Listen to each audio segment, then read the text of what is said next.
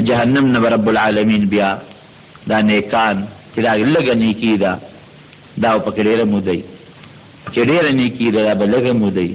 چې ګونې نی یا کمی خدای بخلي به ترې نیغ په نیغه وځي او دا نور پکې پراتی. نبی علیہ السلام فرمایي یو دا د سجدې دا ځای به نه سوځي باقي به ټول اندامونه د سوځي. د جهنمي یو غاښ به دومره لکه د احد د غر عمره، د ناستې ځای به دومره لکه 48 میله، سرمن به دومره ډبلې دومره دا سرمن د 40 میلو په مزل به سرمن ډبلې. دا ولې دومره غټ وجود ورکوي چې د جهنم هغه سزا وسکي او 2 میله او 3 میله به دا جبه ځان پسې راکاږي، خلک به پېښ پېږ دي ورله او چې هغه کم تاو پې ولګي دا شونډه رابره به د سر دې نیمې له لاړه شي، لاندې شونډه به دې نامه له راورسي. الله دې مساعد. دا مسلمانانو ورونو زمونږ د پاسه دا مصائب را روان دي، دا دشوارې ګرانې سختې لارې په دې کې زمونږ مزل را روان دي، سخت ځنګل دی، سخت د غنو د ازغو د خدای د عذاب لارې دي زمونږ په مزل را روان دي. هغه مسلمان چې لږ ځان کې عاجزي پیدا کړي دې ژبې له کنټرول ورکړي، دا ژبه نه لا دې له کنټرول ورکړي. حضرت عمر فاروق یې د ژبه نیوله او راښکلی زور یې ورکو او اح یې وله کور. یو صحابي راغی وایي دا څه کې عمره؟ ویله ډېر الله صاحب په مصیبت کې مبتلا دی. سار وختي نبی اسلام فرمایي چې سار شي دا ټول اندامونه د ژبې ته لګي چې ای ژبې ګورې مونږ تا سره تړلي د خدای نه ویرېږه. که تا نیکي وکړه مونږ به سره ښه یو، او که تا ګناه وکړه مونږ به سره خراب یو. په ژبه چې کنځلو کې لاسونه خپې ورسره روانې شي که نه، دا ژبه لږ کنټرول کړه، خدای په یاد کړه، د خدای په پیغمبر درود شریف ووایه او دغه دشوارې لارې را روانې دي هغې ته ځان تیار کړو. ډېر اسان علاج دی، یو پردي مال نه ځان ساتئ، دویم دا خپل فرض منځ کوئ، ګوره معمولي شی دی. بل دې ژبه باندې الله یاد کړي او د غیبتونو چغلو او دې څیزونو ځان وساتئ. الله دې په موږ باندې رحم وکړي. مو یو تپوس دا کړی چې وسمه په سر یا په ګیره وهل څه حکم لري؟ وسمه دا تور رنګ په سر یا په ګیره پورې کول دا ښه خبره نه ده. هغه انسان یا هغه ښځه چې هغه مثلا واده کوي، یو انسان دی یو هلک دی هغه واده کوي، نو که هغه په ګیره یا په سر باندې تور رنګ ومږي نو هغه جایز دی. دغه رنګ یې کومه جینۍ چې هغه ودېږي نو که هغه په سر باندې تور رنګ ومږي نو جایز دی. او هسې په ګیره باندې یا په سر باندې تور رنګ مږل دا ښه خبره نه ده. که یو انسان مړ شي او خدای ته ور مخامخ شي او د ګیره سپینه یا سر سپینی، نو الله ذوالجلال وایي ستا له دې سپینو ډکو نه ما له حیا راځي، نو خدای پاک به جنت ته ولېږي. او که دا ګیره ځان له توره کړې وي، په سپینو توره کړې وي، نو ځان له په خپله قصه ګډه وډه کړلو.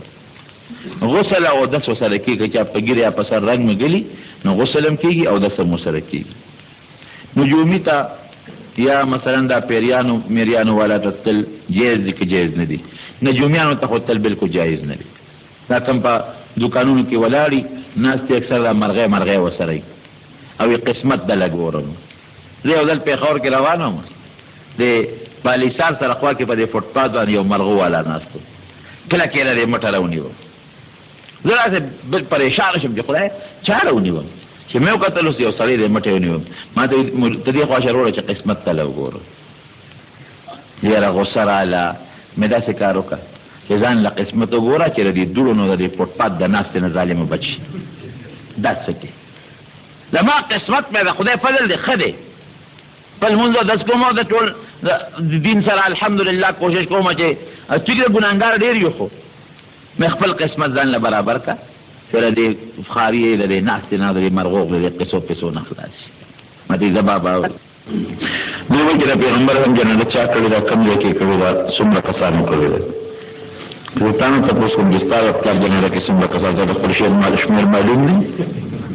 جواب به درکم خیر دی. د نبی علیہ السلام جنازه ټول صحابه تقریبا چې هغه مقسم موجود ټول کړی ده، او کومه کوټه مبارکه د عائشې بیبي چې وفات شوې ده او هغه کې جنازه شوې ده.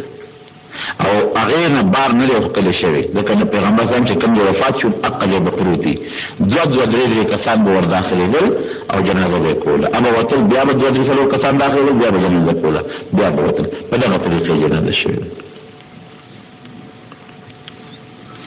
یو کس عالم نه د قرآن حافظ امي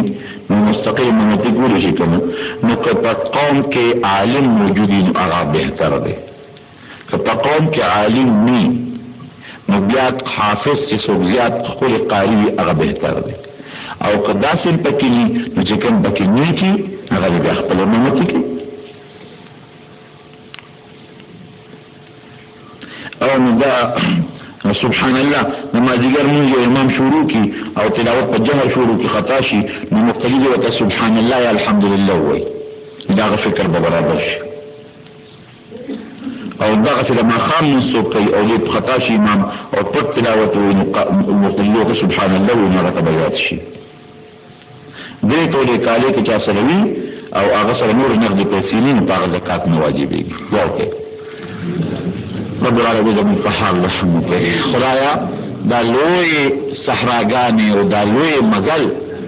او دا لوی مشکلات او دا لوی غمونه چې زمون په سر کوم روان دي یا الله ته پکې زمون اساني نصیب وګرځي خدای آسان سفر نصیب کړي د آخرت سفر آسان نصیب کړي رب العالمین د نبی رسول الله په حضور کې خدای زمون د حیا او خدای د عزت هغه مخامخ کېدل ملاقات نصیب کړي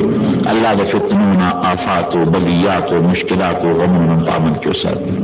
یو مرګ یا کور کې بیماری ده هغه ته دوی کې خدای پاک بیمارانو شفا ورکړي یا الله د چا په کور کې چې بیماری ده او ته د شفا ورکړي خدای ته سو قرضداري تندسي د حلال رزق نصیب کړي یا الله چې دا څه پریشانې دي بعضی مرګ ولې څه پریشانې دعا کوي چې دا څه پریشانې دي خدای هغه پریشانې ورکا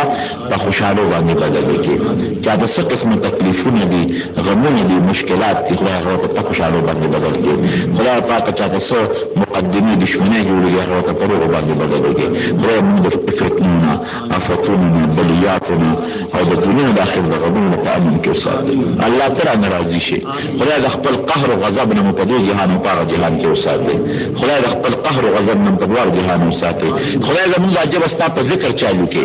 خدای موږ د لاس او خپل او جبل ګناه نه وساتي الله د هغه اسبابونو مساجد ته خپکه خدای په هغه نیکو کې موږ مستعمل کې چې ته خوشاله یې رب العالمین زموږ مشرات د څومره وفات ټولو بخي موږ علماء مشرات د بشرای ژوندۍ نصیب کړي او خدای د هر قسم فتنو مساته زموږ د بچي زموږ خويند زموږ مېندې زموږ د کورنۍ کې زنانه او د ټولو د حیا او د پردې ژوندۍ نصیب کړي ګرانو محترمو اوریدونکو د